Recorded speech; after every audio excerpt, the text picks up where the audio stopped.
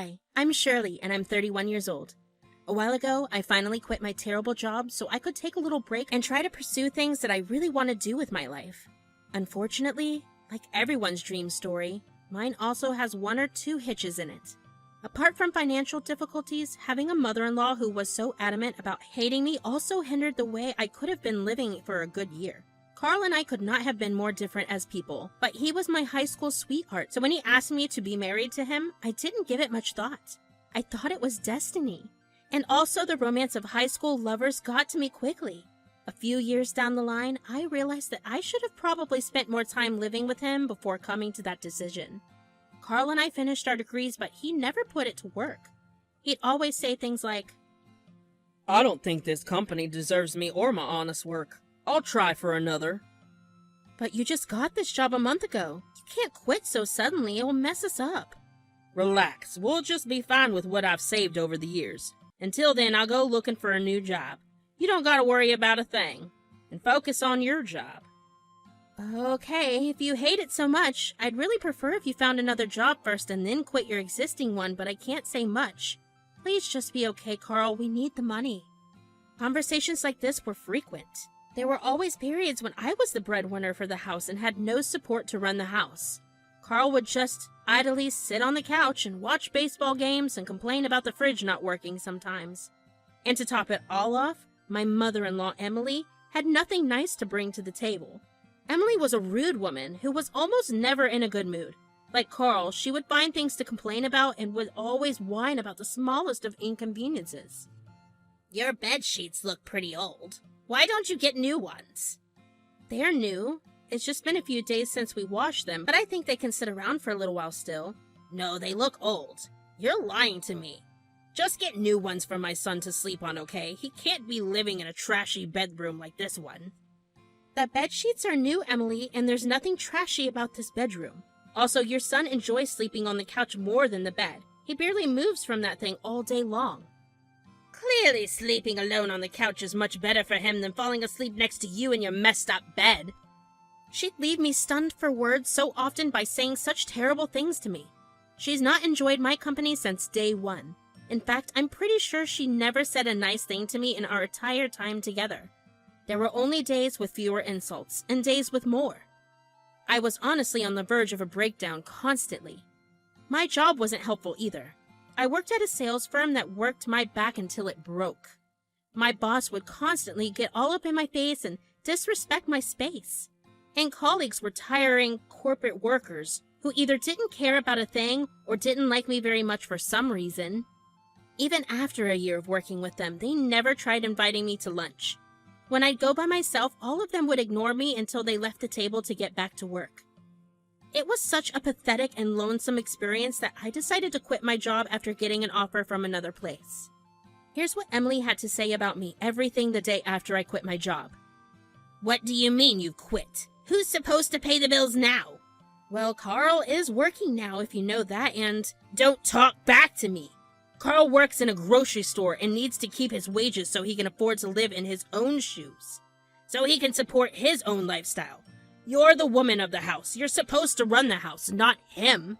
"Nonsense. He's supposed to contribute too. He lives here too. It's not my fault he quit his well-paying job just so he has to work less and get paid less. I'm tired of working my scum job and need to be in a better place that respects me." "Women like you are not worthy of respect. Look at me. I'm the matriarch of my house, and no one dare ask me to step off my work, even if they wanted to.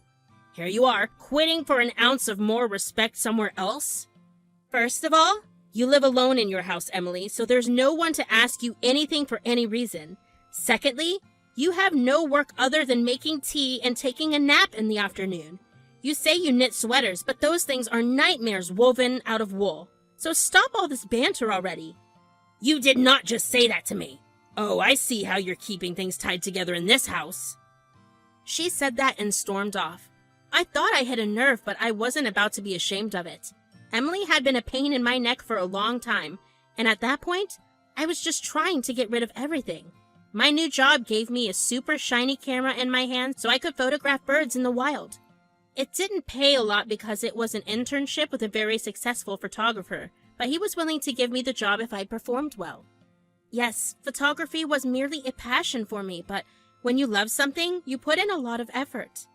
I'd amassed a great portfolio over the years, and it was just what he was looking for. Most importantly, it meant having a break from all these domestic issues in the house. I'd have to go on small trips across the country to get some pictures. I was super excited about it, but obviously, Carl wasn't very pleased. Photography? You'll be a minimum wage worker again, you mean? Like me? It's more than just minimum wage, Carl, and honestly, for something like this, I'd happily accept less money too. It doesn't matter. I'll be homeless and can send you some money over. Best I can do for now. You think you can just get up and leave me? I've been working hard left, right, and center, you know. It's not all you. If it's not all me, then why does it feel like it's all me, Carl? You never share a penny from what you earn and spend it on beers and betting on baseball games. It's like I'm running this house on my own. Yeah, you're running your mouth too, you know. I can't believe you just said that to me. You need to just pipe down if you want me to keep supporting this little family. Whatever, Shirley. You're not as fun as you used to be. Now you're all worried and tense and materialistic. You never sit down with me to just talk and watch the game. All you do is watch the game. Even during the off-season, you watch highlights and recordings. You're addicted. The other day, that man fooled you out of money over a recorded game. How stupid is that? It's not stupid, it's called taking a risk. Something you must have never learned. As if marrying you wasn't risky enough. Just divorce me then. Guess I will. We fought back and forth every other day, and asking for a divorce wasn't uncommon. It was like we were already an old bickering couple and we barely hit our 30s together. It wasn't working out really well, and I was genuinely considering divorcing Carl for good. But at the same time, I still love him and find myself attached to him. I think a lot of my time got spent thinking about making ends meet and making the family thing work, but I'd run out of patience. I left for my week-long photography excursion the following week. Carl didn't seem too excited about me leaving or starting a new job, but I hoped he'd be more understanding once I returned from it. It was as if the man barely participated in the marriage at all. He was just there. A week later, I came back from the job after earning high praises for my skills and a lot of instructions to work on for the future. I bumped into Emily as soon as I entered through the lawn, and I wish someone would give me instructions to handle that woman as well. Why have you bothered to come back home at all? You should have shacked with your boss. Emily, this is my house. I'll come back and stay whenever I want. Oh, please, stop talking like you know everything. My son has been working hard, taking up multiple shifts at a time just so he can help make ends meet. And here you are, flying away with God knows who to do God knows what. Just say you're unemployed and living a lie and get out of my son's house. Oh my God, you and your son both only exist to ruin my day. Make ends meet? Carl wakes up on the couch, takes a shower, and goes to work, and then comes back to fall asleep on the couch while losing money with all the bets. That's him contributing to make ends meet. He does not do anything at all. You want to see it? Come on in. Today's Sunday. He should be lying right there on the couch. I opened the door, and lo and behold, Carl was lying face down on the couch with pizza boxes littered all over the place. I could see at least one of our chairs missing, and the fridge had disappeared too. The house was in tatters. I could see that the stove was also missing from the kitchen corner, along with a bunch of other things. There was trash spilled all over the floor. The sheer look of horror on my face was nothing compared to that on Emily's face. What? What is this? Who did this? Who do you think, Emily? I can bet money it wasn't some burglar because the TV and your precious son are both right there. Carl, wake up! She went in running to check on him. He was all right, not hurt, just asleep as usual. I already knew this. He woke up briefly to see his mother waking him up and casually went back to sleep again. Crumbs from the other night were still sticking to his face. At that point, I was surprised he was being allowed to keep any job at all. When Carl finally woke up, me and Emily were still there. She had been silent the whole time as she picked up some trash to help throw it away. Mom, what are you doing here? You didn't call before coming. I can't believe this. What have you done to yourself? What have you done to the place? Carl, where's the fridge? And the chair and the stove? Where is everything? I don't know. Must be right where you left it. Check. Carl, I'm not in the mood. What did you do with the stuff? Do we have to do this right now? Carl, honey, what did you do with the stuff? Can you tell Mommy? It's nothing, it's just... Speak up. I sold it. What? Why? I mean, the fridge needed fixing all the time. The chair wasn't doing us any good, and you cook horrible food on the stove, so it's all useless anyway. What's the point of hoarding all this stuff when it does us no good? You imbecile. Do you know how much all that stuff cost us? No, you wouldn't know now, would you? Because you don't spend anything at all. You wouldn't be able to tell a fridge price from that of a pack of waffles. Don't talk to my son with that tone. He's just having a rough time right now. Oh, yeah? Why don't you give me back my fridge then, Emily? Why don't you give us a stove and some chairs while you're at it? Because neither of us can get it now. Why would I give you anything? It's not my responsibility. Why don't you take Carl, who is your responsibility now, and head back home? This is our house. You just live in it. Yes, tell her, sweetie. We'll fix this mess, but until then, Shirley, you can leave for good.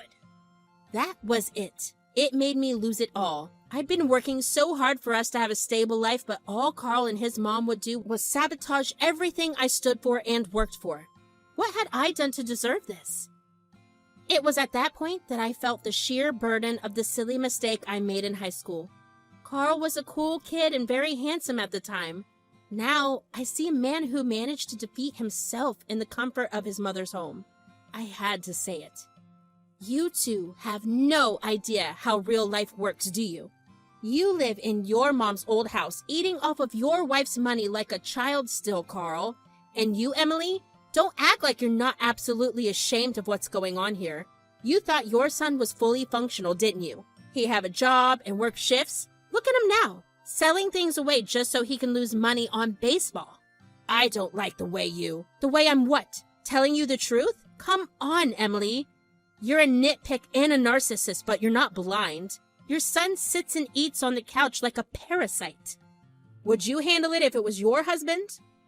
Do you have to bring my dad into this? What dad, Carl? You never had one. Didn't you get rid of him because he was no good for Emily? Give me a reason to not get rid of your son, too. You won't have a home to live in, because I've been asking you to leave for so long. Quite frankly, living with you around is worse than being homeless, Carl. Enough. You can't keep saying whatever's on your mind, girl, or I'll... Or you'll what? Cry about it? I will. You'll what? Go cry, Emily? I bought half of the furniture with my money. The stove was mine and the fridge came from my salary. So I'm going to call the police. What do you think? You wouldn't dare. Please don't call the police. I finally heard the confidence in Emily's ever-so-stubborn voice break. She could see that the situation she was in bright as day. All I had to do was keep pushing them so they could feel how they made me feel for so long. I knew I was going to divorce Carl right then and there. I wasn't allowing it to cross. Why shouldn't I? I'll pay you back. I promise. How much do you want? Mom, no. What are you talking about? You shut up. I can't believe what you've done to this house. You grew up here, Carl. How could you ruin it? I want $100K, no less. Are you insane? What would you need so much money for? Test me and you'll know why. That was the last thing I said to them. Emily ran out of patience and accepted defeat. She walked out of the house in tears as Carl ran after her. Before the two returned, I had already packed my bags and called a taxi. Carl tried to stop me, but it was too late. I wanted to go to my friends in the neighboring city, but that would hurt my cash too much, so I decided to stay in a motel for the time being. The same night, Carl called me over 1,000,000 times and I didn't pick up. I knew he was going to abuse me and yell at me. I had no energy for his childish self. I just wanted to cry a little and go to sleep. The next morning, I woke up to my phone ringing again. Fully expecting Carl, I lifted up my phone just to see that it was Emily. Where have you been? Carl's been calling you like crazy. You just disappeared. I wanted to disappear, Emily. What do you want? Please don't press charges against me and my son. I promise we'll stay out of your life. Don't squeeze him for alimony either. I'll give you what you want. Yeah? And what is it that I want? The money. I'll give it to you. And more if you can maybe... Maybe what? If you could give my Carl another chance, I can give you even more money. You don't get it at all, do you, Emily? My mental health is far more important than having more money. I'm not coming back to that house to handle your and Carl's messes. I'm done cleaning up after him. I'm not his mother. You are. Why do you have to talk like that? Carl isn't a bad boy. He's just a bit tired these days. Once he gets better, I'm sure you two will hit it off again. That ship has long sailed. Give me what I'm owed and a little extra I asked for. That's all I love that house, Shirley. You don't get it.